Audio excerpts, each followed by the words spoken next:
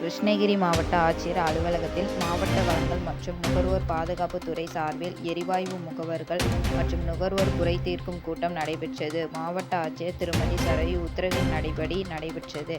இந்த கூட்டத்திற்கு மாவட்ட வழங்கல் அலுவலர் திருமதி கீதா ராணி தலைமை தாங்கினார். மேலும் பொதுமக்களின் குறைகளை தீர்க்கும் வகையில் நடைபெற்ற இந்த கூட்டத்தில் சமூக நுகர்வோர் பாதுகாப்பு நல சங்கத்தின் மாநில பொதுச் செயலாளர் டாக்டர் சந்திரமோகன் கலந்து கொண்டு பேசும்போது, கிருஷ்ணகிரி ஓசூர் பகுதியில் இங்கு வரும் டீக்கடைகள், ஹோட்டல்கள் மற்றும் வணிக நிறுவனங்களில் வீட்டு உபயோக சிலிண்டர்களில் பயன்பாடு அதிகரித்துள்ளதை தடுக்க வேண்டும். குடியிருப்பு பகுதியில் இயங்கி வரும் சமையல் எரிவாயு குடோனை மக்கள் நடமாட்டமில்லாத பகுதிகளுக்கு இடமாற்றம் செய்திட வேண்டும்.